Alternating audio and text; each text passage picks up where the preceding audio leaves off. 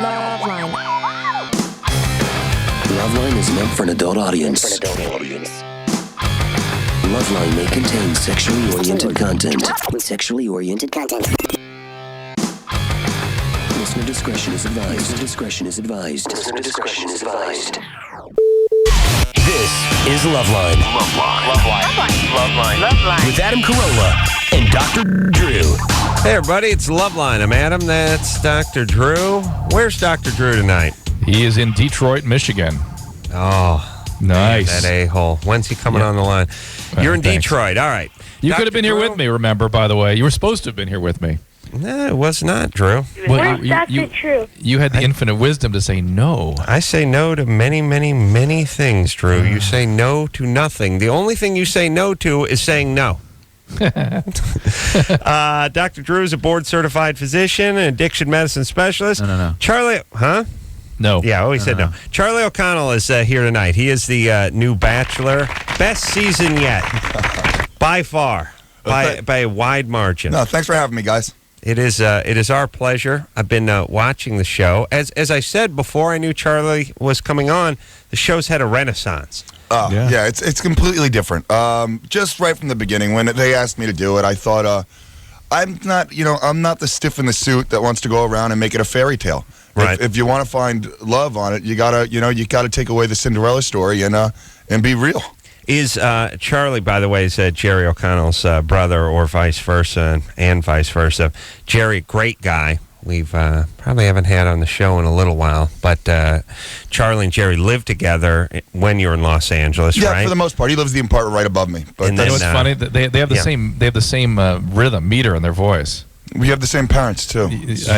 That's cool. And they look remarkably alike without looking like twins. I don't know how that works, but you can clearly see both you and both of you, but you don't look like twins. Same genetic pool. Yeah, I know, but I mean, I know what you my mean. sister and I look nothing. My sister has hair like Tom Petty, and I got like a Brillo head.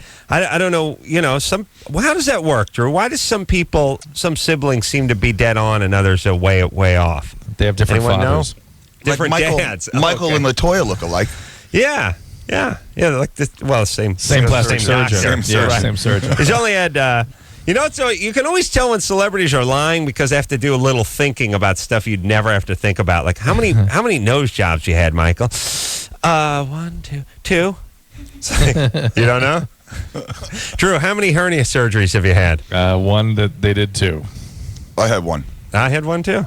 Wow, it's a lot of hernia between the three gents. A lot of love. What'd they do back in the day, Drew? 500 years ago, everyone just died?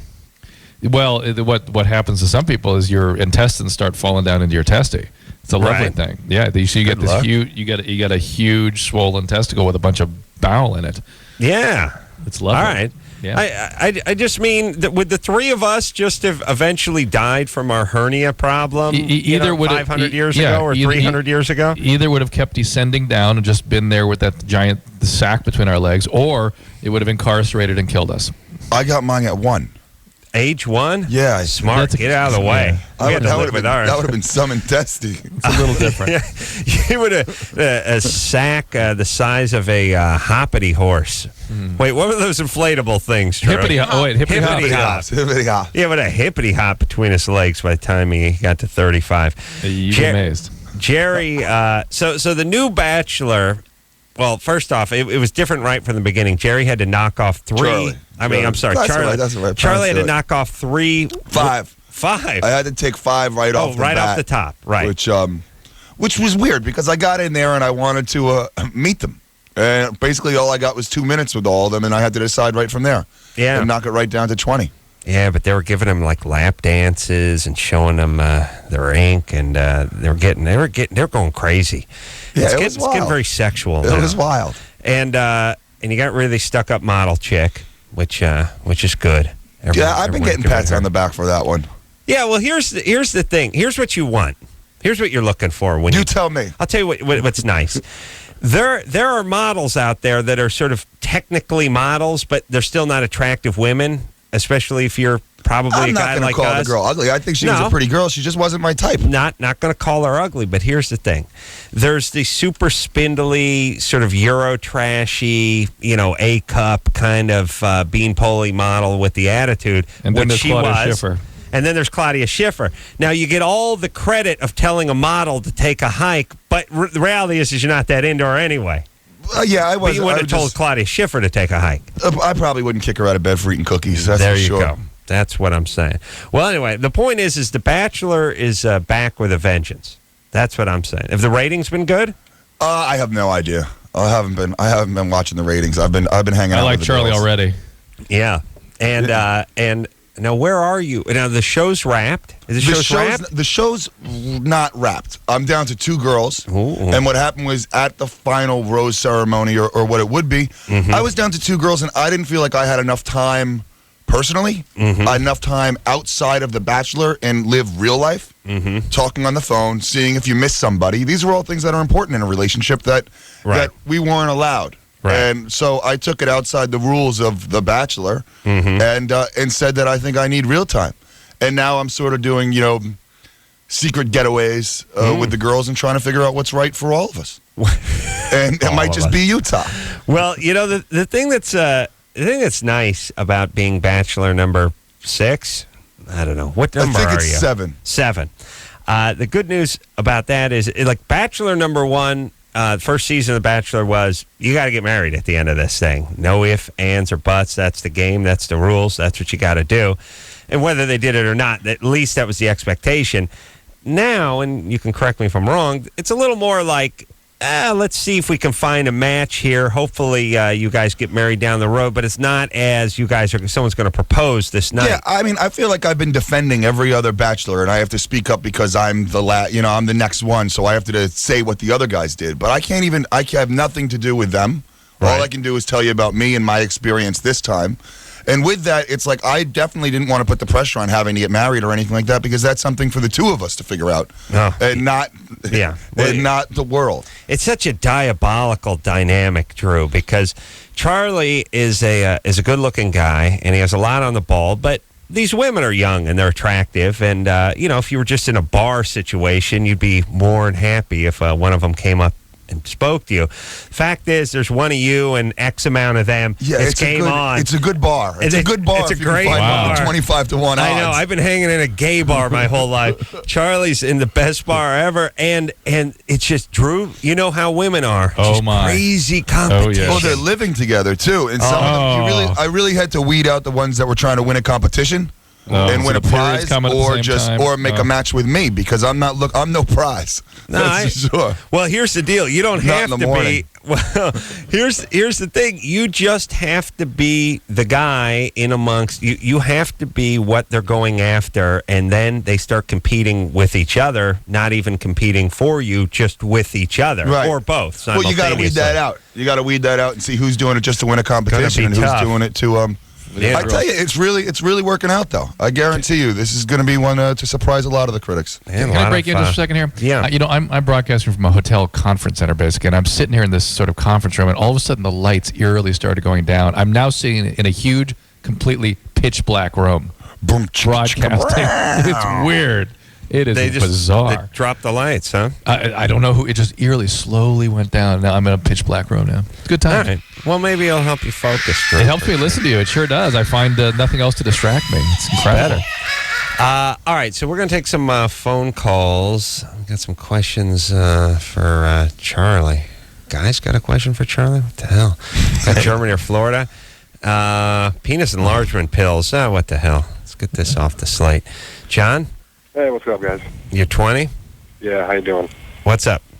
All right, man. Well, like the last 3 months, I've been taking those Magnum RX pills. Whatever that is. I think they're to get the up. Yeah. To get it up or to get it bigger? What's up? What's in these pills? Does it say on the bottle what's in them? I don't have them on me. I just haven't taken them like the last week. So, no, I don't know exactly what the ingredients are in them. But I've seen no improvement, and I've actually noticed more of like an erection problem. Well, Probably because you've been focusing on your penis so damn much. There's no pill over the counter you can take that's going to do a damn thing. In fact, there is nothing for penis enlargement. Really, some guys claim that they get a little size change when their testosterone levels go up. So if you get like a new job or you're suddenly a captain of industry, it's interesting. Guys that get elected to office, their testosterone levels shoot up. And for most guys, that doesn't mean anything to their external anatomy. So the only thing really can be done, Adam, I'm sorry to say, is a surgery. And the surgeries, they basically cut the tendon that holds the penis to the pubic bone. It lengthens about an inch, and then they basically sew on. It looks like a Pop-Tart around the outside to give it more girth. Yeah. Drew that- said it looked like a Pop-Tart, but it sure as hell didn't taste like one, did When it? you- No, way worse. When you get a new job, is it just that the girl tells you that your penis is bigger? Maybe it's that. I think it's just that. No, I don't think most guys have that when their testosterone levels go up, in fact. But some guys have claimed that. I've heard that reported. I've never seen that actually substantiated. Yeah, but here's the thing about the penis, and I was like everything. Please, Look, pray tell. What is the thing about the penis? I'll tell you. Yeah, tell me about the First penis. off, just about life in general and nature. And the penis. It's like the penis enlargement without the surgery is like the boob enlargement without the surgery. Doesn't work. Yeah. Take all the pills you want, use all the suction devices that you want. It's not really going to do anything.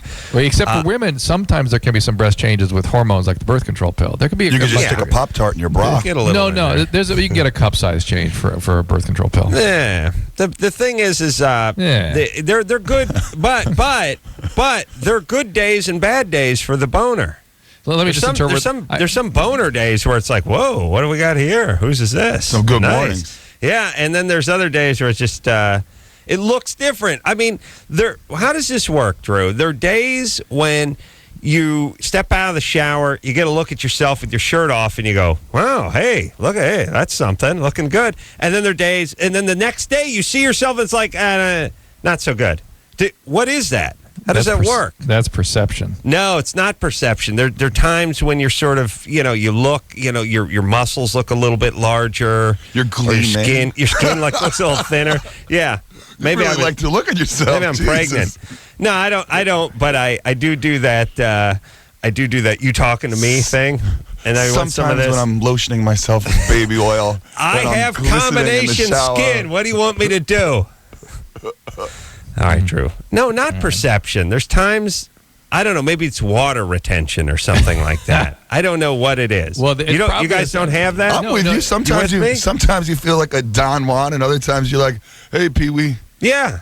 Yeah, But just the better days. Yeah, and that's probably just circulating testosterone levels. Here's something. A kid asked me this at a college the other day. He goes, "How come some days you're good to go and you can like get going right again? And you're completely into it. And you're good for a second round. And sometimes it's like one time, good night. That's it. Yeah. You know what I mean? Yeah. Same Yeah, thing. what is that? I think it's the same thing. It's a primitive biology. We're not in control of it. Okay. All right. Well, it's an interesting topic, and it's one that sort of interests me, which is that good days and bad days thing. Yes. And, I always, for some reason, I always think of boxers, and I always think, not boxers versus briefs, but boxers, the sport. I think about these guys that are 45-0 and think, wow, you're able to put together 45 good days. I mean, through training and stuff. But you know what it's like when you go to the gym one day and it's just you can't do anything. You feel like you're running in sand or something. Probably also depends on who you're boxing, too. You bring home a girl that you're not trying to impress so much, you're getting a win. Well, that's true. That's true, because you're loose. Other girls, like if they're hot and you really want to impress them, sometimes you knock it out real quick and you're like, oh, damn. Getting a little cathartic here. Maybe we'll find this in an upcoming episode. I want to hear about this. What happens in these getaways with these two remaining? And do they know you're doing that with both of them? No, I've been honest with all the girls from the beginning. No, I tell you, I have been. And I've been honest right from the start because I am looking for a relationship at the end, and I don't want them seeing something on TV or hearing something about another girl, so I'm just really trying to keep it completely honest with both of them. So when I do come down to one, we're starting a relationship from honesty. All right, so you're banging both of them, right? Exactly. You know what's awesome though. You can do I'm being that. honest. You can do that with a woman. A guy, it's going to freak out a little more. Women, it just ups the ante. I really do think so. I mean, for a guy, it might be a deal breaker. Think of those resentments. In about 5 years, she'll kick your ass for that. Are you kidding? Oh, she's not going to be around in 5 years. Come on, True. We'll see. We'll see. You're right. Use your brain. But yes, that will come back and haunt you. Yeah. So we got a question here. Orgasm in bed. Boyfriend never wants sex. let's talk to Let's go Samantha. I'll go Samantha, and then we'll go by the way, that one. Yeah. I got to think of something I got to pitch tonight. It's a hard one to pitch. We're looking for a couple who wants coaching or willing to sort of go to a sexual coach on mutual masturbation if it's something they want to do. I don't quite know the. Doesn't sound so reason. bad. Yeah, But Drew, make it clear, not for this show. not for this show, for Discovery Health Television. So people have been telling me it gets confusing. Okay. Samantha, Yes. you're 21. Yes. What's up? Well, I've just, my question is basically like I never really receive any sexual pleasure as far as orgasms when I'm with a man, like in sexual situations like either sex or oral or anything like that. I never get to orgasm. Have What you about ever a had a vibrator? boyfriend? Excuse me? Go ahead, Vibrator. Charlie. I'm going with Charlie's vibrator. What about a vibrator? That works for me. Have you ever brought that into your sessions with the guy? No, I usually feel like, I don't know, like the guy that I'm with right now asked me what he could do to help me or if I want to do something, like for example, bring that in, and I feel a little uncomfortable doing that. I don't Why? know. Why? I don't know. All right. Well, it's a hump that, pardon the pun, that you can get over pretty easily. But by the way, Just in break it there, out. just bust it out. in there might be the reason that she's not having orgasm with her boyfriend, that she can't be open and intimate and vulnerable like that. Well, let him hold it. But the point is she has a ready-made solution, and yet I can't do that. Well, there's no guarantees this is going to work with him in the room because women's vagina does not. Their vaginas don't respond to math. You know what I mean? Which is Or logic. or logic. There's no gravity. There's nothing with those vaginas. Can't stand them anymore. No laws of nature. My penis and their vaginas were like the Hatfields and the McCoys. We're done. We just shoot over the fence at each other with rock salt. But here's what I'm saying. A woman, like there's a lot of women we speak to where, well, I can't have an orgasm with my boyfriend, but I can easily have one with my vibrator. Oh, just bring the vibrator in with the boyfriend. Yeah, tried it 10 times, doesn't work. Yeah. That kind of math would never work for a guy. If it worked for a guy alone and you bring a woman in, it's going to work that much better. How about with other guys? Old boyfriend, something like that. Well, how about a boyfriend, period? Have you ever had a long-term relationship? Not really. Yeah, that may be the core issue. That's what you need. And you need to work it out with the one guy. Maybe you need cuddling and stuff like that. Well, she needs somebody she cares about and can feel comfortable and open with. That's the problem. Yeah. Right. All right. Samantha, you never had a long-term boyfriend? No, I mean, the longest is, I don't know, 5 months or so. But Here's what you need, Samantha. This is what everyone needs. They need that. It's that first person they take a shower with. That Break first it in person? That first person, yeah, to break it in. Here's that person. It's the first person you take a shower with.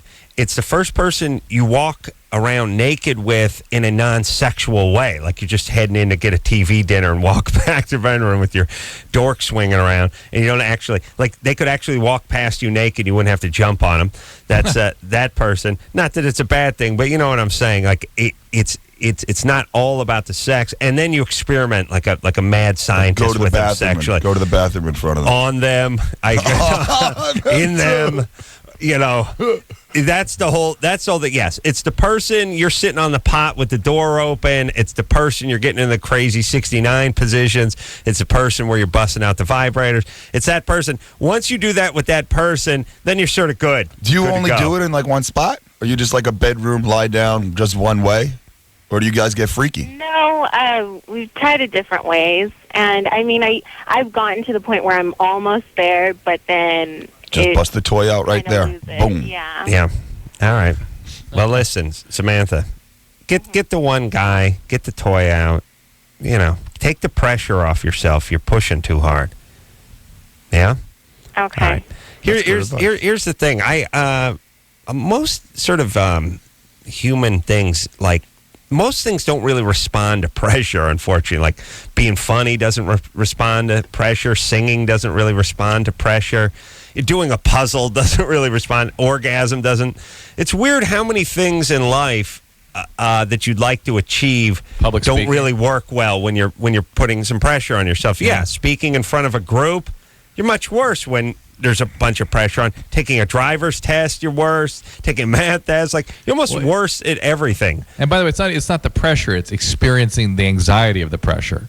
You know what I'm saying? You could people can live. I mean, like fighter pilots are under pressure, but they're just like whatever. They get right through it. Well, they're people who can deal with it and have better faculties for it. But most people, especially women, young women, the more they want an orgasm, the harder it's going to be. I for think you them. got to enjoy getting to it as opposed to just where is it? Where is it? You know? Right. That is a very good point. Let's take one more call. Let's see, boyfriend and sex, Germany or Florida? Let's take a question for Charlie. Tony. Hey, what's up, Vika? 22. Yeah, the Vicar of Christ. That's my new name. Yeah. What's up, Vika? Hey, Tony. Still. Yeah. Well, they don't. Hold on. They don't have a new pope yet, do they? No. All right. Until they get a new pope, I can be the Vicar of Christ. That's Still, all. the Vicar sounds like a new sitcom. Still the Vicar. Yeah. Let's see. Still the Vicar. Successful sportscaster in a big market, New York or L.A., had to move back to a small town in Wisconsin to take over the local AM sports radio station. But he's still, sport coats, checkered sport coats. But after the divorce, he had to move back in with his mom. But they call him the Vicar. But he's got the garage to himself. He's got He's the still the garage vicar. to himself. He's still the vicar. Still the Vicar. Yeah, in his small town, he's still the Vicar. And he always dreams of getting every episode. There's an offer from a big market like Chicago or Detroit has come calling. They're looking for a guy to fill in on the sports radio, but never ends up happening. Vicar still stays back in his place. Well, no wait. We need some relationships here. What's his romantic life like? There's got to be some comical, okay, here it is. Inexplicably smoking hot 23-year-old like news director at the radio station. For some reason, he doesn't see as attractive. Right. That's the biggest piece of BS in any sitcom.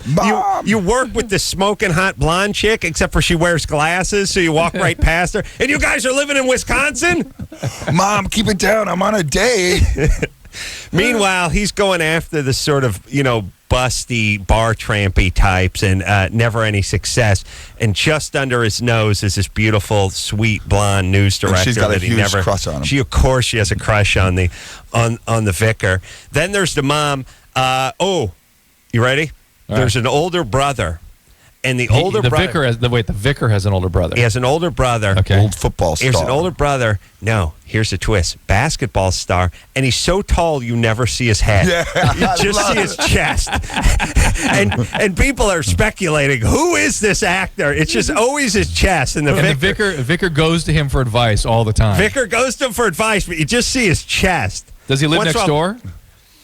He lives upstairs in the attic. Upstairs. He too, Perfect. He too was divorced and is now coaching the junior college, the Wisconsin female junior college basketball team. The Eagles. And he's always giving advice about Screaming women. Eagles. He knows all about women. He's giving advice. But even when he's like outdoors at the basketball game and stuff, you still never see his head. When all the girls gather around him for some strategy, it cuts off right at the collarbone. Oh, this is good. This is good. Dad passed away. What's the arc for the season? At home. Arc for the season. The story is told basically in the opening with the song and stuff of his wife throwing him out and him getting fired. Vicar. Yeah, it's kind of like it's the same theme. He gets. It's so the that's flipper. The flipper theme. It's the flipper theme. The beginning. They call him Vicar. Vicar. Sportscaster. So, the story arc is moves home, lost love or attempts at love with all the wrong women, and gonna move out with a buddy of his, but it never works out. But he's not the vicar of Christ. No, he's the vicar. He's the sports. He's the vicar. He's the vicar. Here's the vicar. It's like one of those things where they go, AM 690, all sports with the Vicar. And, people singing, and he comes on, he does his thing. Yeah. There needs to be something more tragic, though. And here's the other thing. Here's the other thing. They're all living at home. Here's the other thing that's really phony about it. He has huge A-list sports celebrities that are in the studio all the time because that's the way Hollywood works. The reality is these guys wouldn't be in Wisconsin and going to some crappy little AM station. But he has all these big-name guys. Hey, Nolan Ryan. Hey, Vicar. They'll know him. It's kind of like when Don Drysdale would go by the Brady house. Hey, anything for you, Mike? It's like, what? You're an architect in a crappy town. All right, where are we? Charlie O'Connell's here tonight. Yeah, the vicar of sex. He is the Bachelor, everybody, on 9 o'clock, ABC, Monday night. Renaissance. Soon to be seen as the vicar, though. Yeah, like a phoenix rising from the ashes. Charlie's taken this show and he just sculpted it with his own two hands. This would have been it too if had Charlie not intervened and got the show back on its feet. Nice. Let's take ourselves a little break. Be right back after this. Dude, you got issues. Call LoveLine. 1-800-LOVE-191.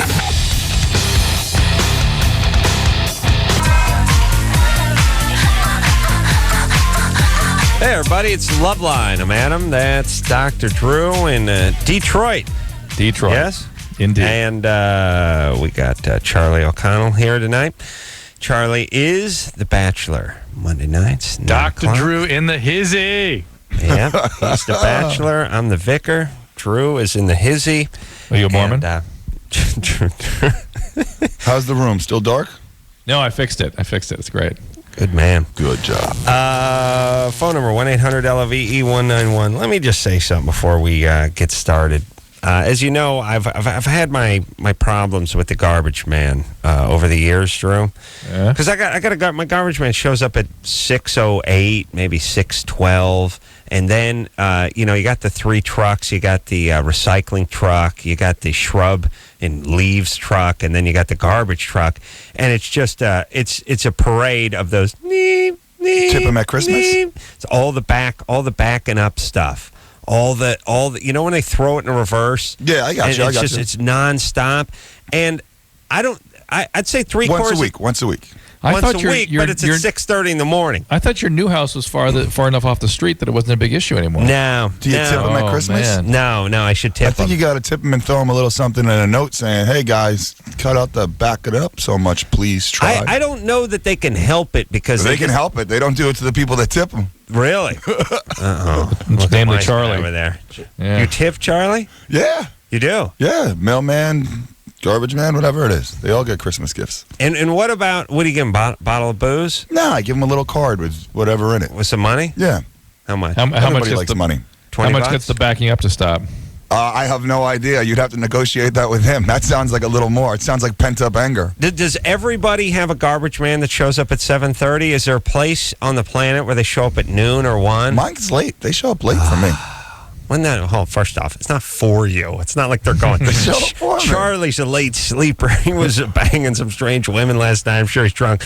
We were supposed to come by at 7:45. Let's come by at noon. Come on, let's take a long lunch. Maybe I was out with him drinking. Charlie gave us $8 the year before. Let's not $6 the year before. Let's not wake him up. It's not for you. They're on a schedule.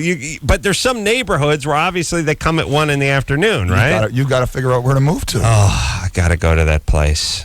I have to go to that. This morning was just neat, and I just thought, so a handful of kids get ran over every year. So what? Just let them back over a few kids and we could all rest. And I realize how horrible that sounds, Drew, but I know you're with me.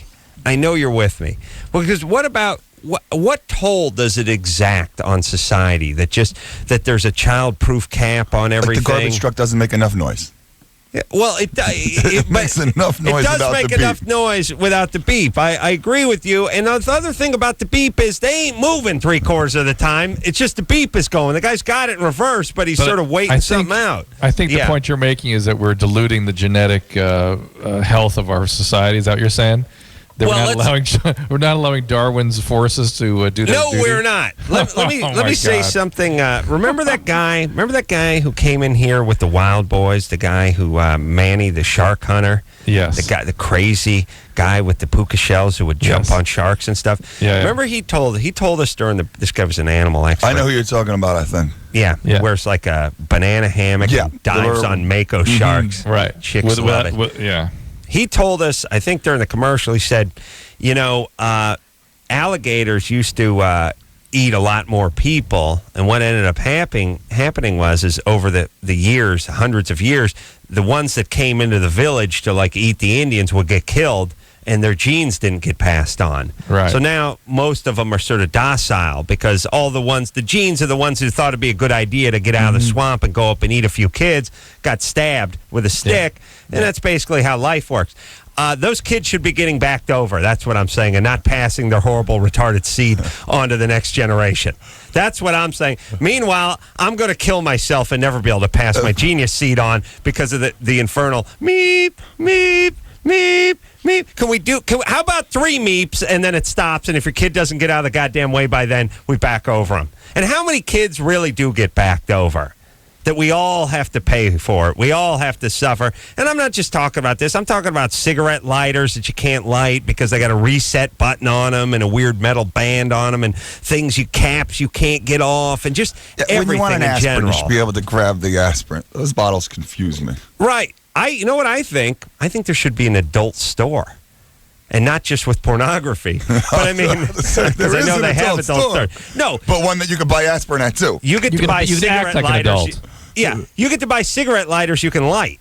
Not if they're like reset them all the time. And you light could buy at your own risk. You could buy some Tylenol where it just had a regular cap on it. You have to line stuff up. Yeah? I'm in. Yeah. You in? Yeah. All right. What about those beep things? What can we do about that, Drew? I'm not sure we get to anything. How about this? It only beeps when the truck is rolling backwards, not when it's just in reverse. There you go. That would be a nice Can't step the guy in the on the right back direction. just go beep, beep, beep? They don't have the guy in the back like the anymore. guy on the back, can't he just be like, hey, buddy? There's no guy in the out. back anymore. There's only one guy running the truck now. It's all mechanical arms. Yeah. They got one guy in a Jeep and one guy in the truck is what they got on my block. Really? Yeah, so the Jeep guy just drives up, grabs the little dumpster that comes Charlie and picks up lives my in the dumpster for me. high The guy rent that gets the district. Jeep personally for me. He's in High Beverly rent. Hills. He's in Yeah, Beverly yeah, Hills. yeah, They yeah. come down that alley in the back. Sure. There's you have like a grand marshal. They have quiet music playing to help you sleep with like the waves. Yeah. They sort of do like an ocean in the thing when it backs up. It goes whoosh. Yeah. He hears Giovanni soothe when you. the guy throws it into reverse. They soothe you when it goes backwards at that time in the morning. Oh, he pops it in reverse, and Charlie hears Enya pumping out of the back of the guy's thing. He's wearing spats and Hush, a little baby, bowler. don't say and he comes at 1 in the afternoon. Oh, Drew, now I'm more angry. Let's take a call. Drew, when does your garbage Before you man kill come? yourself. When does your garbage He man comes come? in the afternoon. No! Yeah, he does. Yeah. Okay, let me just say one more thing, and then we're going to the phones. I missed the goddamn garbage man this morning because he came at 7:30, and I didn't get the cans out there. It's the other thing too. If he comes Another in the week? afternoon, you can. You got another week? No, I'm full. I'm full. No, I mean, like, well, yeah. No, that's he's not. I got a stinks. whole week. No, I'm gonna have rats. It's gonna be like a garbage barge at my house. Huge vermin infestation, Drew. Nice. In the afternoon, Drew. Are you serious? Yep. I'll call my guy, see if he can stop by your place. See if you swing just the escort jeep I'll by talk to him. too. I'll Pick talk me to up. What the hell is this, Naya? What the hell's your name? Diana. Diana. Nayuna. What a life. It's What kinda like Diana with an N. Yeah, now I'm more angry because it Nayana. sounds like a common name. Does it mean anything? Yeah, it means beautiful eyes in Sanskrit. Oh, Oh, I hate your parents so much. Do you have a nationality? Most people say it's true. Do you have a nationality? I'm Caucasian. I just Yeah. grew up in an interesting Hippie. location. Exactly. are you a Mormon? Hippie, narcissistic parents. Fantastic. They're probably garbage Got men. it. Yeah. We thought they were smart but couldn't figure out how to make any money. Or name their kids? Thank you, Drew. You a Keep Mormon? going, man. Hey, you gotta give me props for it, though. It's a pretty cool name. Nah, it's obnoxious. Just change it, Diana. But go ahead. Why don't I just be Ashley while you're at it? Well, Ooh. look here. Okay, but here, Ashley, what's your question? Hold on, I'm not done with her now. Charlie wants to do the show. Poor guy came in here, thought he was going to do a radio show. I'm tired of everyone trying to be an individual by the tats they get or by the name they're given. You do that through your actions and through your accomplishments.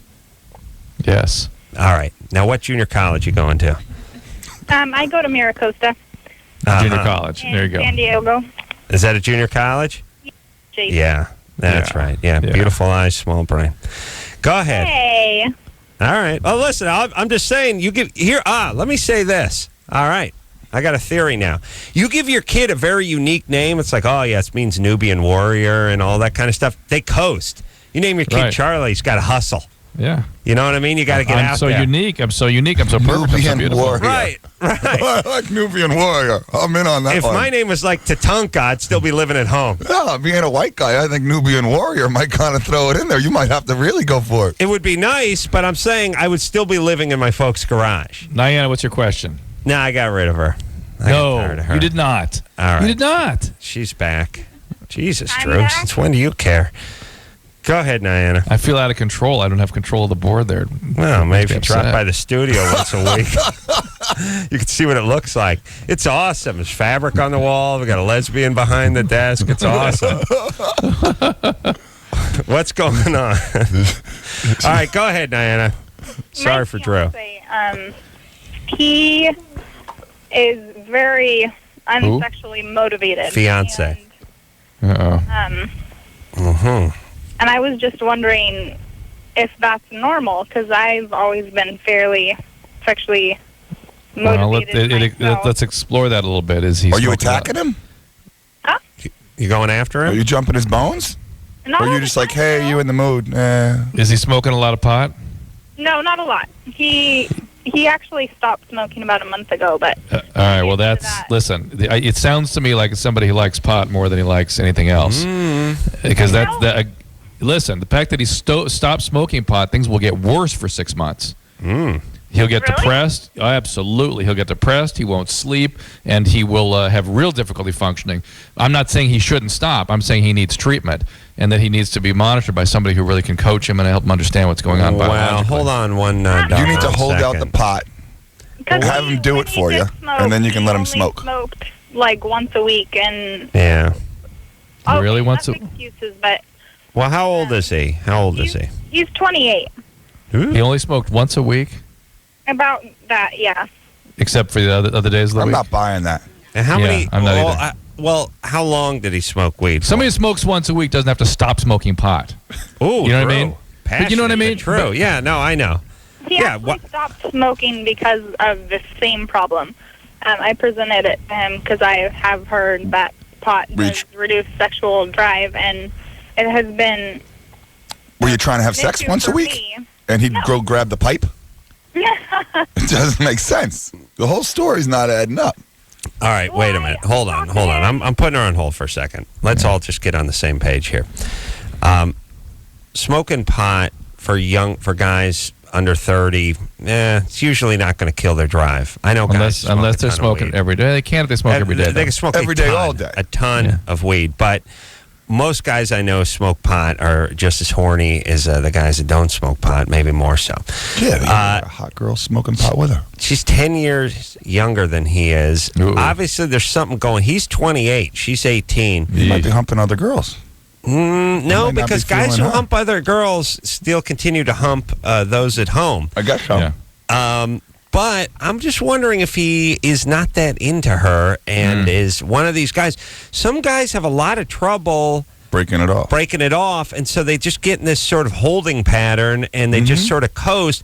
And it's not even that they're not sexually attracted or want to have sex, but they don't want to bond anymore with someone. They're trying to getting break it the end. off, and if you have Yeah. sex, it doesn't. Right. Yeah, You renew. It's a good one. And also Yeah. ask to see if he's on any medication or anything. We haven't asked that yet. All right, Niana. How long have you two been together? We have been together for 19 months now, but I knew him previous to that for a year. Do you Uh-oh. think? Was he your teacher or something? He is, yes. He's going to school to be a teacher, and he works at an elementary school. He's an assistant PE teacher. Do you guys think that? Do you think maybe somewhere that in your heart of hearts that he's sort of coasting to a stop? No, not at all. And that Is he on any medication?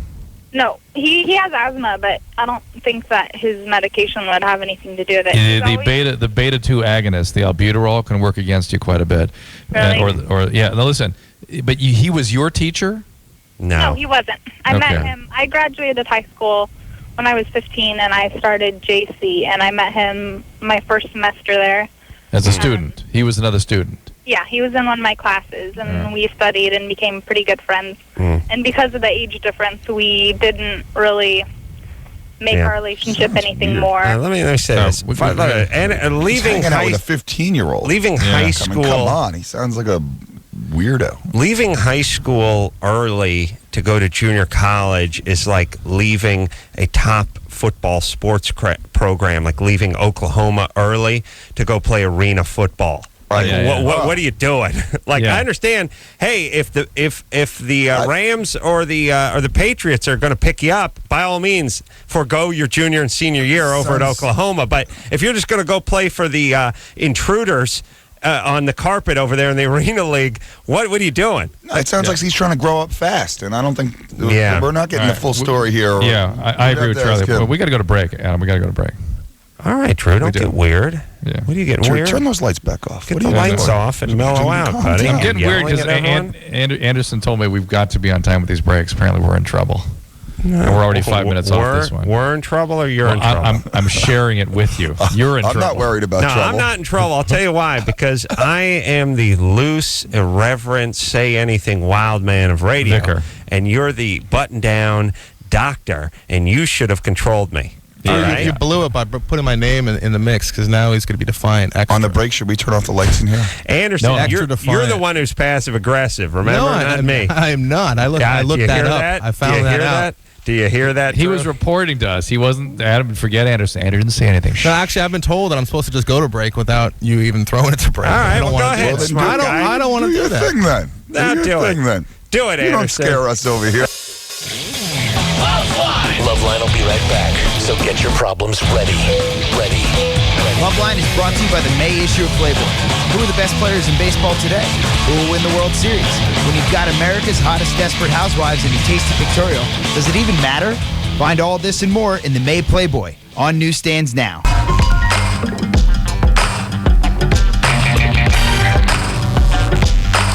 Hey, everybody, it's LoveLine. I'm Adam in Southern California. That's Dr. Drew in Detroit, Michigan. What's up, Charlie Vic? O'Connell? Yeah, Vic. Yeah, what's happening? I was saying there's a car museum to the bottom of my hotel. You would love this. Oh, really? Oh, my God, it's incredible. Right. I'm going to get into it, but be quiet. I got to redo the show here. Yeah, Charlie O'Connell is here tonight from the Bachelor. Drew, don't yap at the very beginning when I'm trying to do the thing. He's trying to say Charlie. I mean, don't cut him off. I know. Yeah, cut him off when he says Dr. Drew. I beg your pardon. My deepest apologies. Monday nights. No, that's Drew's thing. Like, we're giving the web address out for the band that's in there. Just it's like 9 let me p.m. get to the last one. 9 p.m. And then he does this. He gets mad. Yeah, now he's just coming back. Drew, all you got to do is hang back, buddy. Just let me get the top done. And then we'll start in. Monday nights, 9 o'clock on ABC. And like I said, I was a fan the first season or so. I lost touch with The Bachelor. Now I'm back. Because it's a new show, it's a new man, it's a new day, and it's much better than it was. Charlie wanted to take a phone call here, Drew. I'm just curious on this one, Drew. Yeah. It might be a quick answer, but... Amy? Yes. 28? Yes, I'm 28. What's up? Well, my boyfriend, when he orgasms, there's chunks in his semen. So it's like tapioca pudding, right? Mm-hmm. Tapioca pudding syndrome. Yeah, that is actually normal for some guys. And if he's sort of evacuating that system regularly, it will be less like that. Okay. But if it sits around for a little while, he'll get the tapioca pudding consistency. So we should have sex more often and it'll go away. Yeah. It won't go away, but it will get less. I find when I eat a lot of flour, it'll come out in one piece. And gelatin. Yeah, gelatin and flour, and then I'll just make a pinch pot out of it and use it for an ashtray. Oh, God. It's awesome. Well, it's a lot nicer. Otherwise, it can be messy. It's good for sticking notes on the fridge. Yeah. Mom, home late. Don't wait up. Dishes and wash are dirty. Yeah, it's awesome. All right, so Drew doesn't mean anything. Doesn't mean anything. All right.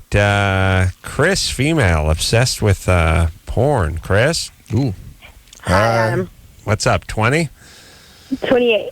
And 28. Hi, Dr. Drew. Hi, Charlie. How are you? Hey, how's the porn? Excuse me, I'm 6. I'm sorry, I need to cuss on the phone. I have a question for Dr. Drew. Yeah. Hold on a second. Did she cuss? Yes, she said, I feel like S. Oh, she did? No, I didn't. All right. All right, Chris. Yes. What kind of porn do you watch? I have become obsessed with, like, porn. Like, Thank what you. kind? What kind of porn? I will, like, just guys. Liar, whore, and you know it. No, I don't think so. No, but let's figure out what kind of porn. Is it threesomes? Is it the big schlong? What do we got? No. Okay, it just porn in general. Girl? Whatever. All right, no preference. What's your favorite? No preference. I'm like obsessed with sex, and I just. Oh. All right, but hold on. If you've been watching so much, what kind of sex? I know. Charlie's with me. Like, look, if you're renting one, and on the cover was a clown on one of them, and another one was like a black chick on top of a zebra, and the next one was just a nice blonde girl with another blonde girl, and then a guy and a girl. What would you go for? You just go for standard stuff? Just your regular guy, girl sex, like porn stuff.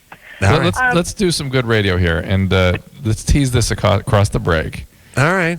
And we'll Charlie was only going to stay for the first hour.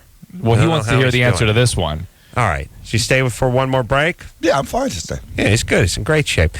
Charlie O'Connell's here tonight from the Bachelor. He's going to stay with us for one more big, fat, juicy, long break. We'll get back with Chris and the porn obsession and all that after this. All right, guys, here's the deal. Looking to hook up? Call the Dateline. Sick of wasting time with the wrong person? Call the Dateline. One call's all you need to make. Call the Dateline. 1-877-889-DATE. If you need help, call LoveLine. 1-800-LOVE-191.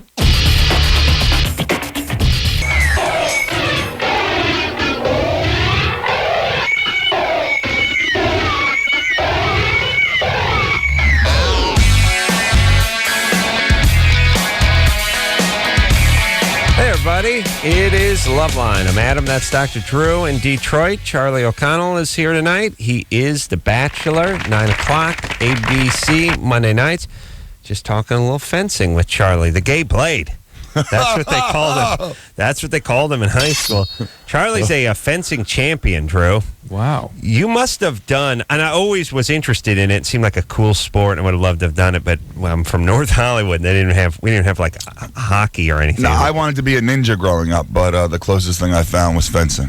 It sounds captain of the 95, 96. I was captain of NYU fencing team. NCAA championship and gold medal in 96. And that was the team that made that. I didn't make the gold medal all by myself. Yeah. Baby, stop being so modest. You did it yourself. Drew, please. Drew, did you ever do any fencing, any of that stuff? A very little bit. Really? We actually took a fencing class at college. Took a fencing class in college? Yeah. Yeah. How'd you like it?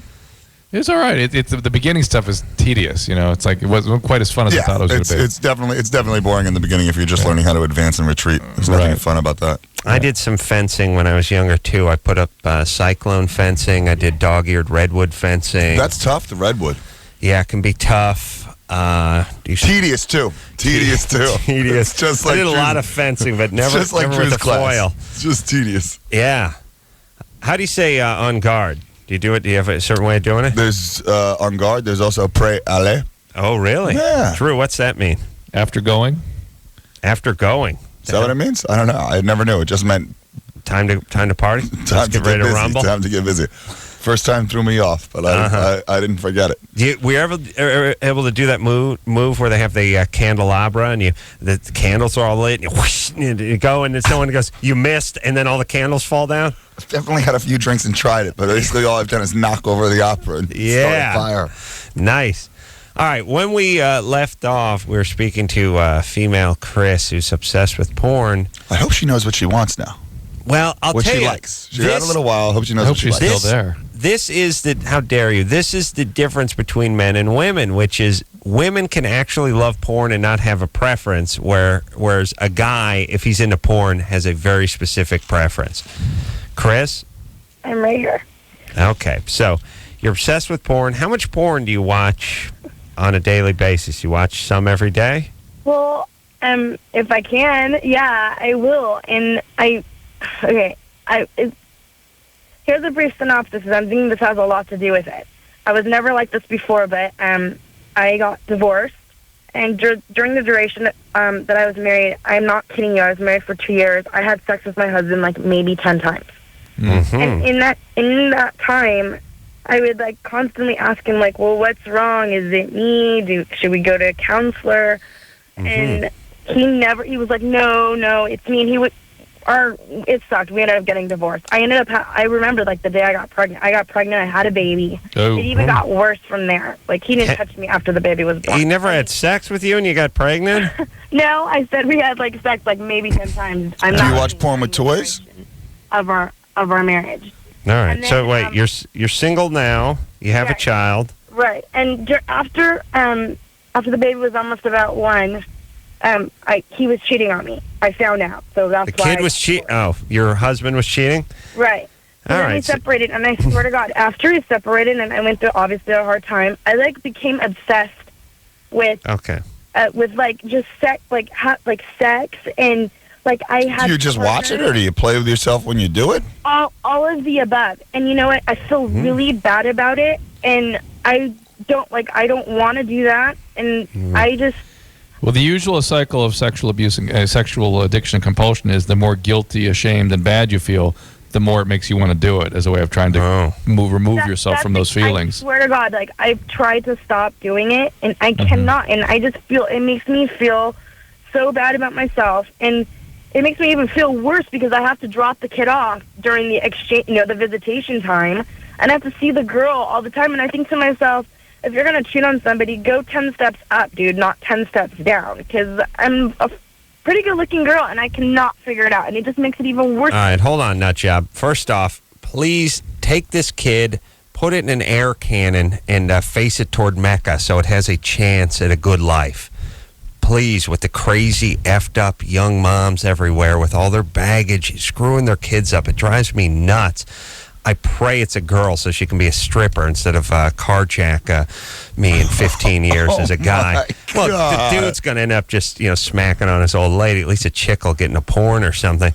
But here's the thing. What is it with you goofball women who have to judge the looks of the next woman you're guys with? And by the way, if the next chick is 10 times uglier than you, that just means you have a horrible personality. Look at it that way. Ooh, that's rough. Well, do the math. Well, I'm with you. But the new chick's a 3 and you're an 8.5. You must be a colossal bitch. This one sounds like an obsessor. She sounds like a pain in the ass. Chris. Well, thanks a lot, Adam. That was cool. Well, that's look, not I it mean, at all. if she's ugly, she must have a great personality. Why He must hate why yours. don't you stop obsessing and move on? You like porn. Porn's fine. I don't think that's the problem. I think the problem is you're obsessing on a chubby back chick. to the porn. Like, what is the deal? Well, I stopped. Here's the deal. I try to stop doing that. And I feel really bad about it. Here's the deal. I have a sense, based on this way you're telling me the story, is that it's sort of a what we call really kind of a form of a post-traumatic stress disorder. That somehow that this abandonment by him re-triggered something, and the triggering has caused you to use sex as a way of trying to regulate your feelings and manage all this. And in the course of it, you become either addicted or at least compulsed about it. So what was it? Did your father leave your mom and cheat or something? Is this a reenactment of something? Yeah. Is this a reenactment of something that re-triggered? They were divorced like when I was 2, and I was fine, like confidence-wise and whatnot. No. But this is triggered. This is some early trauma is resurfaced. Something that happened to you, whether it's sexual abuse or seeing some sexual material or abandonment or something, somebody cheating, something. Well, early I I think that's what it is that once he did that, it just made me feel really bad. But he found somebody else. Clue in. She doesn't. Well, She doesn't know what you're talking about. Yeah, she doesn't hear me even. All right, Yeah. let me deal with Chris. Here's the. You can talk the language, yes? I speak fluent Tard, yes. Okay. But I have a bunch of Tard Berlitz tapes in my car. Chris, here's the thing. I've been hard on you. I'm going to be a good boy now. Unfortunately, you're 20. You have a ton of problems, and you have a child. You need to focus on getting your life together and being a good mother to this child so they don't get effed up like you got effed up. You got to get some therapy because you got a ball of angst and hurt and anger and whatever else going on inside of you. As far as your ex-husband goes, he only gave it to you once every other month. Good riddance. Let him be with the ugly chick. Coincidence? Move forward. I agree, yes. and I agree with you, Adam. And isn't it a coincidence that she and her husband break up when her child is just about 2 also? You know what I mean? Of course. And Yeah, so it's got to be. It's got to be over the same kind of thing. It has got to be just because it's such a. I'm sure it is, but I don't think we're going to get to it. So, Chris, you need to be sane on your child's behalf. Okay. As far as the masturbation goes, give it to yourself right now. If you want to masturbate, do it. Stop judging. Until somebody else gives it to you. You need Just someone else to give it to you, and you need to stop dwelling on the guy. Relax. And the girl being ugly or whatever. Find a new guy for you. And that super white trashy gene of focusing on the appearance of the new chick is completely adolescent and ridiculous. You've got to move on. You guys were saying, find a guy for me. I'm not going to have every Tom, I'm not going to bring people around my child. I'm not going to do that. All right, call it the Delamo. What? She's not going to bring creepy guys around her child, which is clue number 2 or 3. Because that's what happened to her, of course. Something. Right. The point, Chris, really, what happened? Creepy guy, stepdad, bad boyfriend? No, I swear to God, no. Okay. All right. Listen. Ask your mom. You'll find out your dad left after he cheated. So anyway, my dad left because my mom divorced him because he was an abusive alcoholic. I didn't see it. I was little. Well, there you go. By the way, you did see it, and you saw it at a critical time in your development. That it has a profound effect on your brain development, seeing that stuff go down. Call Del Amo Hospital in Torrance. A guy named John Seeley there deals with exactly what you've got. Del Amo Hospital in Torrance, yes. All right. Chris, do it on behalf of your kid, would you? Just take care of yourself. Here's the thing. Chris has major issues. Everyone, this is why you don't have a kid at 18 or 19. You're not prepared, in the best case scenario, to take care of the kid.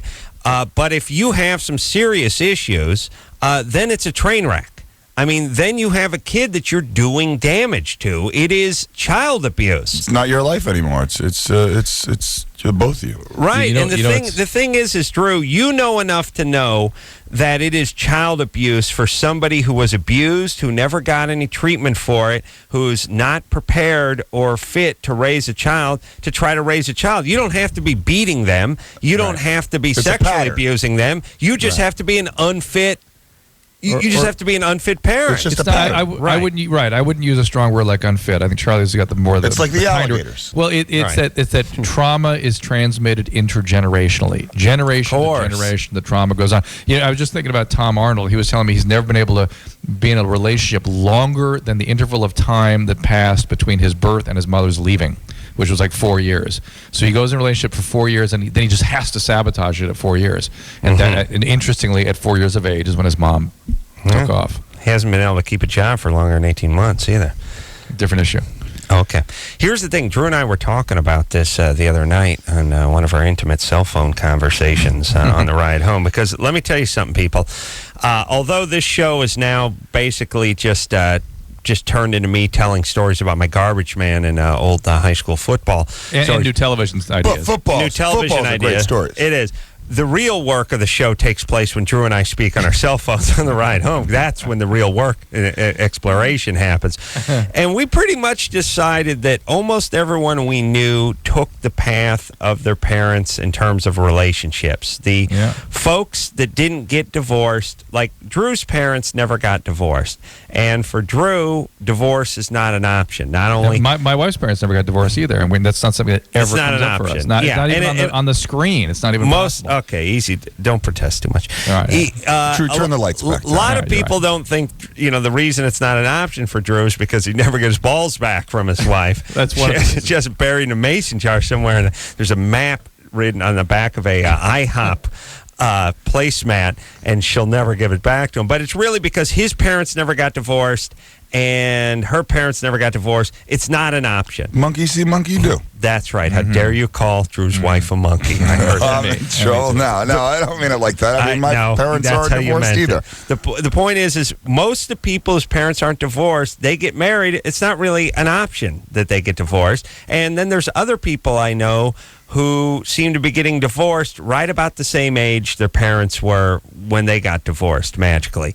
So it makes an impact. And it's something that people don't really look at too much. But let me tell you this, kiddies. If you're marrying somebody some years from now and you find out that person was married 3 times before or their mom was married 6 times or something like that, if you talk to someone and they say, yeah, my dad was married 3 times, my mom was married 4 times, dad lives in Florida, mom lives in Arizona, what do you give? Drew, over under on the relationship? 3.5 years? At max. Marriage? Even with it, it can still be a functional relationship if you're divorced, I think. Oh, yeah, but I'm just saying, show me someone whose mom... It just doesn't have to be hatred. Show me someone whose mom or dad got divorced multiple times. You marry that person, you're getting divorced. You got to think about this, Charlie. And why are you talking about Daniel like that? How dare you? How dare you? All right. Now, Drew, you want to say Daniel is, or you just want to bring up random people's names? It's Adam's. How do you want to? He's your producer. All right. And he had a mom that I don't want to divulge the person. Here we go. Tony? Yo. 22? Yes. What's up? What's up, Vicar? Yeah, Vicar Christ. What's going on? Actually, I called and I told the screener that I had a question for Charlie, but that was pretty much a lie. Tony, you don't want to talk to me? No, you seem like a super guy. Yeah. If I had more energy, I'd hang up on you, but go ahead. All right, Tony, what do you got? What do you got not from me? Oh, okay, I'm sorry. Adam's been talking about how he's the best at receiving oral. Yeah. And I'd like to challenge that. Oh, really? Bring it on. Yeah. Bring it. All right, you want me to do a little theater of the mind? Yeah, go ahead. A little what? Well, here's the thing. Adam doesn't even need that. Someone better fill me in on this thing because I'm a little confused. So, Tony, take it easy on this one. I will straighten easy you on out. my ears, buddy. First off, I don't want any theater of the mind. I want puppetry of the penis. All right, number one. By the way, that's art. Bunch of numbnuts playing with their Johnson out on stage. Here's the thing. A lot of guys brag about how much they can please a woman, how good they are, oral on a woman. For me, I like to brag that I receive the best. That nobody receives oral like the ace man. Tony over here thinks he can receive better than me. I don't think a man has been born that can receive oral better than me. Does he talk dirty? What do you talk dirty on it? What do you like? You just got to tell him they do it good, or you just done take it. Listen, give him a load, Adam. Give him a shot. Come on. First off, come on. Ask the Colonel what his 12 herbs and spices are. He's not going to tell you. That's the man. All right, that's enough for me. I got it. All right, go ahead, Tony. Let's hear how you can receive oral. Okay, first, I like to. I started out. I put the hand on top of her head. Just do a little light caress. No, this is already no good. This is no good. Right. It's already average. It's bad. It's already average. Let's hear what you sound like. Wait, Adam, you got to show Charlie what you do so he understands the context of this discussion. I don't think he's ever done it for a guy. It'd be kind of good. He's not donkey punching her, is he? It's weird. Let me hear. Drew, would you shut your trap? Tony, let's hear what you sound like. Let me just hear what it sounds like. Oh yeah, that's nice. That's with that. No, that's awful. Look, it sounds like I just heard it, and I could be like, God darn, sugar daddy, Mr. Long Girl, you got it going on. Yeah. Come on, Tony. You sound like you're reading a teleprompter. Tony, what did you write this on a piece of paper? And do you tape it to her forehead when you read it? You put a Post-it on her, or at least the way we used to do the fridge magnet. Yeah, that's right, Mountain Technique. All right, fine. I brought my B game, but all right. Let's see. See, I wish it was your C or D game. Let's go. Give it one more try. It's just gonna rag on me.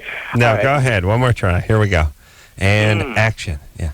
Oh, yeah, just like that. Oh, I hope your mom's listening. All right. Look, just like that? Here's the deal. You got to tell her to correct it. Knock it in there, donkey I'm puncher. talking to Straighten 3 it dudes out. right now. Come on. All right. Marginally better than his first pass, but a little better. Yeah, not great. Let's talk to Well, Adam, you must show Charlie. You must show him. I'm not showing. Drew, would you shut up? How many times I tell you I'm not doing this? Just because your room's dark over there, don't be trying to tell us what we need to do here. Yeah. All right. Georgianne? Hi. Hey, Georgianne. Hey. What's happening? You're 16. Yes. Oh, sorry, Georgianne. I have a question for Charlie. Here he is. You are an extremely handsome man, and I just want to know why you had to resort to a TV show to find love. It's not about resorting, Georgianne. It's about thousands of people applied for it, and it was an opportunity to ching or whatever. I mean, it was an opportunity to have thousands of girls apply for it, and the producers got to know me, and then after that, there's 25, and after that, it's up to me to knock down which girls are what and figure out what's right for me. And I can tell you that you can honestly find love in this situation. People are doing it on the internet. People are doing it by mail order, and it works. Yeah, mail whatever order. it is. And this one, actually, it can happen. Well, what are your aspirations in terms of performing or television or that sort of thing? I mean, what do you want to, when this is all over, would you like to be in front of the camera? Would you like to do a sitcom? Would you like to do features? I don't know. I've done features. I've done sitcoms. I've done all that. It's honestly, this was not about that. This was an opportunity that, when it came to me, my brother and one of the producers was a friend of my brother. They said, "What do you think about being the next Bachelor?" And to your brother? My brother and him said, "What do you think about being the next Bachelor?" to me. Right. And after getting that, I slept on it. I heard it in the morning, and I was like, "This sounds kind of crazy." But the thing is that I think I would have wondered my whole life, right, if I didn't take the opportunity. It's a fantastic opportunity to meet a girl. Yeah. No, it's a fantastic opportunity to meet 25 and then narrow it down from there. And here's the thing, too, Drew, back me up here. Yeah. I feel like this question gets asked more and more, especially with these reality TV shows. Like, why were you? I have to feel like I have to defend the other guys. Here's what people don't realize. There's shades of gray in life. There was probably 60% of you that wanted to do this and 40% of you that thought, what the hell am I getting myself into? Yeah, because I got to defend these questions that are just... No, people act like you were born wanting to be the Bachelor. If somebody came up to almost anyone listening to the show and said, you want to go on Survivor, you want to be the Bachelor, you want to be the female on the Bachelor, whatever, 90% of the people would go, yeah, sure, I'll go for it. Yeah, it doesn't make them a bad person. No, it's pretty much the same thing. And like you're good looking. Why do you have to be ugly to be the Bachelor? Why do you have to? It'd be funny. Well, they've done it or whatever it is. I'm telling you that this thing was something that I came out, and the reason why it got changed is because when I said I was going to do it, I'm going to do it to try to find a girl. Right. And I'm not doing it in a fairy tale land. And at the end of this thing, the only thing that can make it destructive is if I flim-flam the girls and made it like a fairy tale world. What did you learn anything? Was there did you walk away with some message? Is there something that you changed? I haven't walked away yet, and I can tell you that you're definitely going to be surprised at the ending because I truly am. I've got two great girls, and I plan on sticking with one of them, and that's why I took time after the show to try to really figure it out because I want it to last. Does it sort of make you? Yeah. I say any life lessons you learned from this process. Life lessons? No. I mean, I think I really knew the ones beforehand going into it were like girls just looking for girls that went on it for the right reason or went on it for the wrong reason. Let me ask you this, Charlie. Are the two that you're with now the two that you were sort of initially thought, those are the ones when you first met them? Interesting. I think guys are that way, by the way. I think you gotta wait and see. I think because right where we are in the thing, I don't want to give away what's what. Well, all right, let me ask you this without trying to corner you, because I do think it's a really interesting question.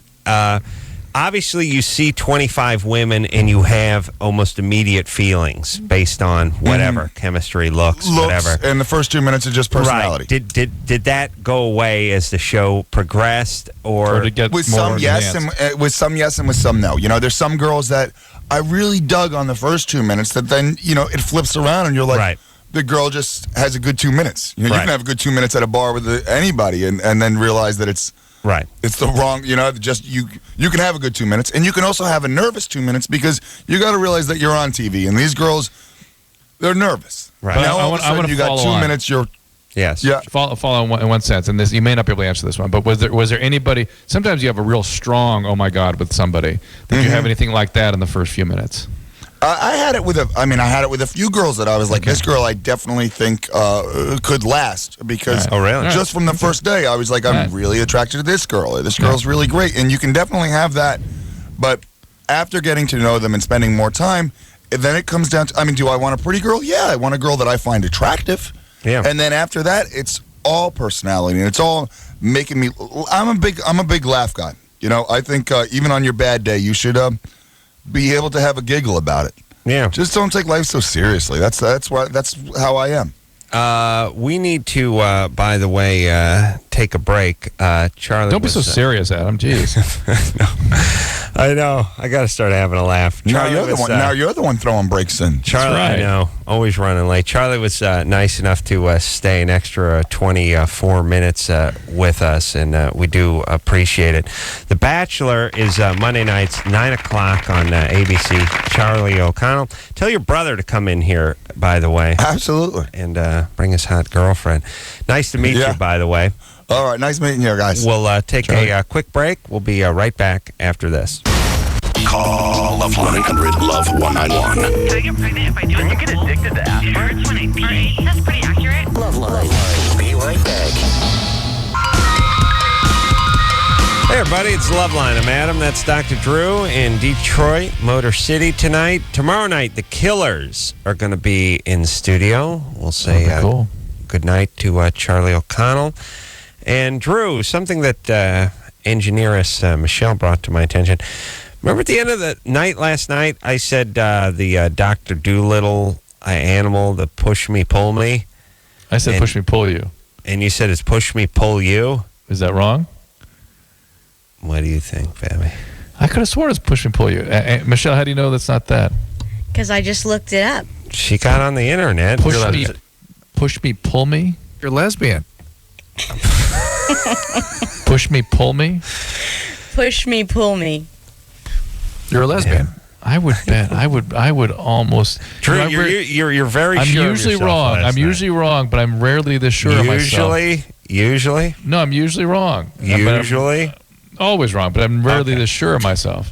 That's true. And here's the thing about Drew, and to be fair to Drew, when he is in his field of expertise, he has an incredibly high batting average. As soon as he steps out of it, One micron, he really turns into like a junior college student who suffered blunt force head trauma. Just zero understanding anything. But he does pull one out of his ass every once in a while. And usually because I know I'm that brain-injured JC student, I'll back down real easily. Yeah, but this is one Drew took a stand on. Yeah, I'm not backing down. Wow. Yeah. So I thought it was, and Dr. Doolittle is a little more in your wheelhouse than mine because I never really saw the original movie. Now, for a lot of people, they don't know. I think there was one, 1960 or something. There was the original Dr. Doolittle, and then, of course, Eddie Murphy made it later. But I don't think they had the push me, pull, whatever, and the more recent Eddie Murphy version of the Dr. Doolittle. So you got to go way back. I'm not even sure I even saw that one with Richard Chamberlain or something. I can figure out who that was. Who was that? From Rex Harrison. Rex Harrison. Yes. Yeah. So anyway, I'm gonna have to go rent the video, and I know exactly where in the film it is. In fact, toward the end. All right. So now, also, I thought it looked like a llama, and it was a llama. Michelle says it's a donkey, so that's no. Then it's the wrong animal. It was a two-headed llama. That's what I thought. It says right here, two-headed donkey. I'm just telling you. I guarantee you that I'm absolutely 1,000% passion. sure of. Oh. You hear the passion coming through. So you got the wrong animal. It's the problem. I'm reading it from the fairy tale book. Yeah, I understand, but in the film, look up the film with Rex Harrison. That's what we're talking about. Okay. I think they got rid of the donkey because it had a drinking problem, and they just put a two-headed llama in there. Yeah. All right, I was a little confused about the donkey too, but it's also interesting that it is called the push me pull me in the original thing. Yeah, Get on there, straighten that out. Look up push me pull you. Look up push me pull you. She's and trying. then reference the film. Let me tell you something. I spent 10 minutes with engineer Chris on that after the show last night. It was a disaster. Oh no. Melanie, Hello. you're 18. Mm-hmm. You're questioning your sexuality.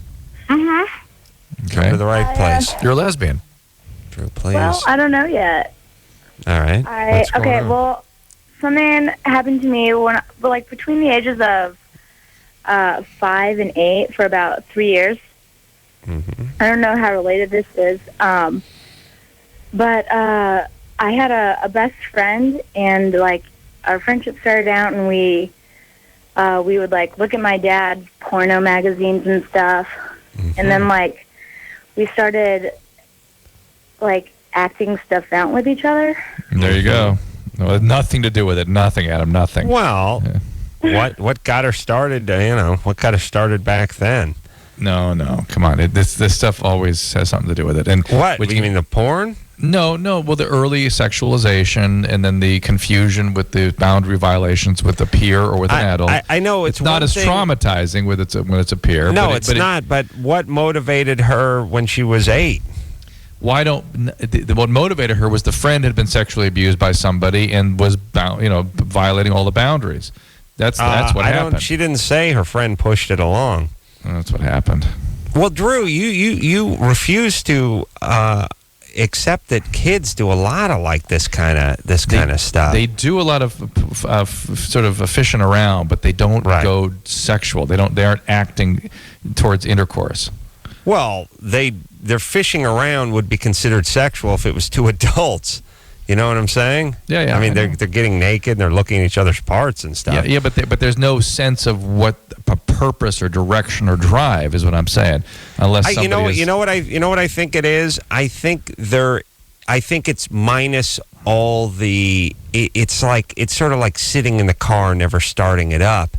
Mm-hmm. But they know what they're doing, but there's no fuel behind it because there's no hormones and there's no testosterone and there's no, you're in the body of a child. Right. I think they understand this almost in a weird way, the sexual part of it. They certainly understand that if an adult came down the hall, they would jump under the covers and not be seen. Right. I mean, they understand that they're doing something wrong and they understand there's a sexual nature to it. But at 8, what the hell are you going to do? I mean, you don't have any drive. But if they start actually engaging in oral sex or having intercourse, then you've got something weird going on. Something that's somebody else induced in one of those kids. Most likely. Melanie? Yeah. Who drove this sexual escapade along? Well, she was 3 years older than me. Now we're getting somewhere. Well, we were just really close friends, and I was a really sexual little kid. So what does that mean? What does that mean? It's creepy. I don't know. I was just kind of sexual. I don't really know how to put it. All right, but listen, Melanie, and maybe you can't answer this, but I asked who sort of drove it. When she came over, who said, let's go look at the magazines? You or was it her? Who said, let's get naked and jump in the pool? Was it you or was it her? Who drove it? Initially, it was her, but then I would say the same thing. Yeah, once she broke it open, violated all the boundaries. Do you think she was sexually abused? Actually, yeah, a few years ago, there. Adam, will you apologize to me now? No. Her uncle, would rape her, and well, Adam, will you apologize to me now? I will, but listen, hold on a second. First off, I thought she was a peer. The second I found out she was 3 years older, that's a peer. One was 6, one was 9. No, one was. I thought she started. It went from 8 to 11 or something like that. 3 years is a pretty healthy difference when you're a kid. Well, when you're that's 10. 3 grades. Yeah. Yeah, it's pretty big when you're 6 too, even 6. How old did you get? What were your ages? I met her when I was 5, and then we stayed friends for a long time, but kind of got involved in that kind of stuff for about 3 years. So I was 5 to 8. 5 to 8, Adam. Come on. Of course it was because she was sexually abused by her uncle. Of course that's what happened. Now she's 3 years older than her. I thought they're both 5-year-olds when she Even if they were both telling the story. 5-year-olds, this is the story. This is always the story of an adult sexually abusing a child who then comes on to another child. That's how that works. Well, it depends what they're doing, though, Drew. Yes, she didn't make it clear what she was doing. She said, I was 5, I had a peer, we looked at dirty magazines, and we fooled around. I said that doesn't necessarily mean sexual abuse. Now, if she's putting a wooden spoon up her and she's 3 years older, then it definitely means it. I'm just saying to you, you don't have to jump to it immediately. Yeah, this is certainly unfolding that way, and now you're right. So what did you guys do together? Oh, we would just, like, one would pretend to be the boy and the other was the girl, and we would kiss and, like, dry hump each other, but we didn't stick anything inside one another. Were you, but you would be naked? Yes? Yes. Oh, okay. All right, so it sounds like, there was something going on, but it wasn't as severe, let's say, as some of the stuff we've heard over the years. Still a, boundary this and boundary that. Enough to really confuse, just scramble your sexual identity. But not enough, I don't believe, to do it if you had no capacity to be with a woman, let's say. Oh, but I will tell you for sure, every time, I see this stuff all the time. All the time. When those kinds of violation results in, not necessarily, I mean, she's not saying I'm a lesbian, I love women. She's saying I'm confused. Oh, all right. I see that all the time. It's enough to get that start. It's enough to get you going down that road. Right, exactly. Because I think women are really beautiful, and I'd like to, touch some of them, but when I think about... Who cares? Well, wait a minute, Anderson. She may be hot. In which case we care. But don't all women want to touch women? I mean... No. But I don't really want to take it any further than that. I mean... Okay. Well, look, you must be attractive, obviously, or you wouldn't be sharing this with us. Are you good looking? Yeah, I'm pretty good looking. I'll tell you why. Because ugly chicks are like, nobody gives a rat's ass about them thinking about other women every once in a while. It's like, yeah, all right, fatty, would you come on, freshen up my drink, would you? Oh my Empty God. the ashtray. Oh my God. I mean, look, it's sad but true. Okay, you're hot. You got tampered with when you were young. You're scrambled just a little bit. Doesn't sound like you're a lesbian. Sounds like you have some sexual feelings toward women. Do whatever you want. But how about maybe a little therapy for the scrambling that went on? You're not going to correct it through experimenting with women. No. I think people think it's going to come into focus if they try it. It's not like a food that you're wondering about. Right, not at all. If it's a dish, it's pretty easy to figure out. You just go, I've never had Thai food before. And then you go to a Thai food restaurant, and when you leave, you go, all right, either I'm into this or I'm not, but it's all in very sharp focus now. Or you might go, maybe that wasn't the right restaurant. I'll try one more time. No, out, not me. Yeah, you wouldn't even do that. I think you'd just do it and say screw it, or you'd be into it. But the point is with sex, it just tends to make things even more confusing. Yeah, so that's right. Get some therapy, and maybe this will come into focus. And if not, do your thing. Don't get pregnant, and you don't have to declare a major. You're 18. Who cares? Have a good time. I got a Dr. Doolittle answer here before we go to break. I found it too on the internet. Amit? Yeah. 15. Yeah. What do you know about Dr. Doolittle? It's push me, pull you. Thank you. Is the vindication. Well, not total vindication, because it's in the original stories, Push Me, Pull Me. Yeah. But Drew was talking about the movie. I will give him that. In the 1967 movie, it's Push Me, Pull You. Thank you. Correct. It's Push Me, Pull You in the 1967 movie. And it's a llama. And it's a llama. Yes, Thank you. Well, hold on. Don't give me. What's with the thank you and the llama? I told you it was a llama last night. Well, then you should stop referencing the donkey's name. I did. How dare you? Engineer Michelle pulled the thing up on her own without any prompting from the Ace Man or the Vicar of Christ. Pulled it up on her own. Stopped Well, me you're from trying to trump me now. You're gonna trump me now. And said, I'm looking at the original story of Dr. Doolittle, and it's called Push Me, Pull Me, and it's a donkey. And when she said it's a donkey, I said, wait a minute, a donkey? It's a llama. And that's when you came on the line. So, my hands are clean here. I'm going to say this, Drew. It's a push. Well, obviously, you got your answer from somewhere, and I got my answer from somewhere. Mine was right. Mine was From from the the original. story. Yours is from the movie. I'm giving Right. this one to Dr. Drew. The llama is a push, but I was thinking of the movie when I said that, and therefore, Dr. Drew, correct everyone. Please, everyone take a moment. Remember where they were when Dr. Drew was right. When I stood by something I actually knew. Savor. That's Thank right. you. All right, I we'll will. take a quick break. We'll be right back after this. Hello? Who's this? This is LoveLine. 1-800-LOVE-191. LoveLine will be right back.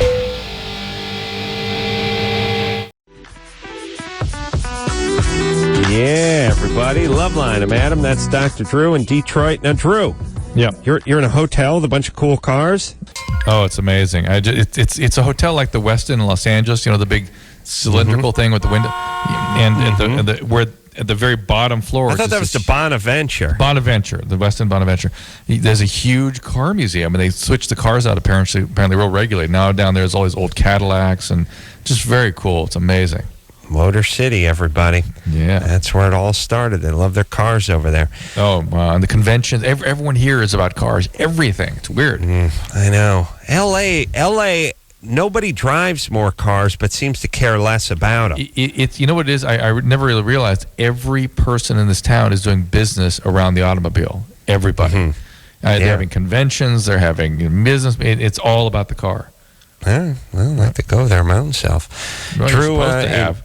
No, look, I told him, Drew, you're doing a upfront for Discovery Channels. I told him I'd do New York and L.A., and that's what I'm sticking with. Drew, over there in Detroit, we're out here in Los Angeles. The Killers in here tomorrow night. We're excited about that. Get back to the phone, speak to Krista, who's 16. Krista? Mm-hmm. What's happening? Hi, how are you tonight? Good. What's going on? I had a question. I've been with my boyfriend for a year and a half almost. Mm-hmm. And we are sexually active, and it seems like I have the inability to achieve or sustain an orgasm. Mm-hmm. And I was just wondering, is it because I'm not, emotionally feeling, or I'm thinking too much? Well, look, here's the thing. At 16, all bets are off. Yeah. Right. Your wiring may not, you may never come online, by the way, but at 16, you're just not going to do it, or at least most people aren't going to do it. So don't freak out about that. I was just wondering, because I was born with a thyroid problem. What kind? I was low on my thyroid, and I'm currently taking... That won't affect anything, really. It really, as long as you didn't go so long with it undetected that it had neurological effects, which these days that essentially never happens. They detect that. I mean, now were you overweight as a child or a baby? I wasn't overweight. I was chubby until my 9th grade year, and What you don't know, Adam, is that the term cretin was really describing children that grew up without thyroid. They turned into cretins. Oh, really? Cretinism, yeah. It's funny in England they call them cretins. Ooh, yeah. How do you know that? I had a stripper girlfriend that was from England. That's right. That's right. She would call me cretin. I was like, all right, is that a compliment? Oh, you mean cretin? You're a cretin. Call you a Oh my God! Well, what are you going to do? You can mispronounce stuff, so can I. And that goes on the radio. That's interesting. Well, I didn't say. What are you going to do? Yeah, I mean, look, you can't say the S word, but you could say Shazad or something, right? I mean, hell, it's a big Jewish telethon. All right, so Krista. Mm-hmm. Where the hell were we? Trying to figure out what could get on the radio. Just that. Well, She's worrying too much about this. You're worrying way too much about this. No, I'm not. I was just curious. Like, I haven't learned much about my thyroid problem until just about now. And doesn't, like, a thyroid gland, like, does it something about producing hormones? Yeah, forget it. Forget about the thyroid. It's not an issue for you. All right. Here's the part. I'll tell you my favorite part about doing this show. Thyroid problem. Were you overweight as a child? No. I was chubby until I was in the 9th grade. And then just to follow on that, I tell her that these days that's never an issue. They replace the thyroid immediately. Okay. Well, I was wondering if my thyroid problem. Okay. Right. Krista, you were overweight as a child, though, right? Not too much overweight. But chubby. Chubby. Not overweight. Not overweight. Chubby. Right. You were fat, not overweight. Yeah. Yeah. Okay. You were the right weight. You were just chubby. It's like all those people you see walking around. They're 6 foot. They're 140 pounds. Not overweight, but chubby. Drew, is there a big difference between chubby and overweight? No. I didn't say morbidly obese, right? In fact, chubby to me seems even like really overweight. Overweight to me means, well, maybe he's big boned. You know what I'm saying? Overweight means you really are outside where you're above the weight you should be. Chubby means you're way over the weight you should be. Chubby is sort of, it's you might as well just call yourself roly-poly. Right. And, Drew, they did one of those things, by the way, where they did that, they removed the 800-pound guy from his house in, like, Long Island or something today. Yeah. You know, where they're coming in with the crane. They got to use the harness they used at the aquarium to move sea life from, like, tank to tank.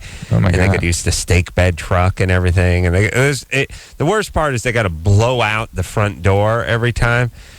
And I just started thinking a couple things. Always the news reporters are always like this. They always tell the same stories like, well, he was average weight once upon a time, but over the last 15 years, he's, shocking. Of course, he put weight on over a period of time. Here's my thing. When I get to 500 pounds, I move out to the garage. A nice big door, about a 12-foot door. You can back the stake bed up with dignity and roll me right onto it. No blowing out. I'll tell you the worst part about blowing out the front door. It's not the part where you have to blow out the front door. It's the part where the entire neighborhood has to gather because the truck and the film crews and the flatbeds and the guy fires up the jaws of life and starts pulling the front door jam off the hinges. And that's now the entire neighborhood's out on the street. And there also seems to be this rule that guys who get up to 800 pounds, somehow nobody works in that neighborhood. Everyone is just spilled out on the front lawn. They're holding a Diet Coke. What is and that? They're watching the festivities. What is that? I don't know. You never see the guy. You never see the truck with the sling on it and the stake bed pull up to some place in Beverly Hills. It's always that same row house in New Jersey where all the roofs are connected, and you can only tell it's a different house because they change roofing every 20 feet. And everyone has to pour out, and it turns into a block party. Hey, look, Jules is being moved again. Hustle out and bring the video camera. This is going to be humiliating. Poor guys out there. And I don't know what it costs, but I mean, there's a stake bed, there's like forklifts, there's half the fire department. I mean, it literally has to be, $100 grand just to get the guy to the hospital. But they blow out the front door. There's going to be a piece of plywood on it for the next 4 years too. And it'll be like, what happened? What happened? Drunk driver lost control. No, we moved my husband. Moved him out. Had to move him out. Why'd they have to cut a hole in it? 800 pounds. This is uncomfortable. We're going to take ourselves a little bit of a break.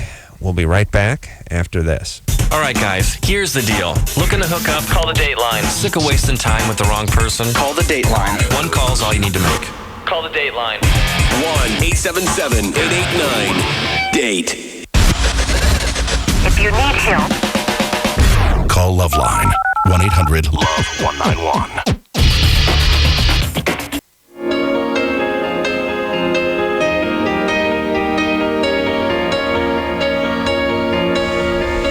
Well, that's the show. Went by quickly, so it must have been a good show. Yes, Drew? Must have been.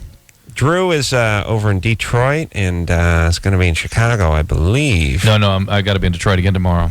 Oh, I thought you were in Chicago doing the upfronts. No, that was yesterday. I missed that. Dr. Drew in the hizzy. Are you doing the upfronts? Yeah. Tomorrow? Yep.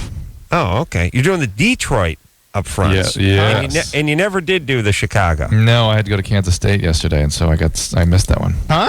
Good times. Yeah. All right. We'll be back tomorrow night with the Killers in studio. And until next time, this is Adam Carolla for Dr. Drew saying mahalo. God darn, sugar daddy, Mr. Long Girl, you got it going on. This has been LoveLine. The opinions expressed on this show are not necessarily those of the staff, management, sponsors, or this station. The producer for LoveLine is Ann Ingold. LoveLine is a presentation of Westwood One Entertainment.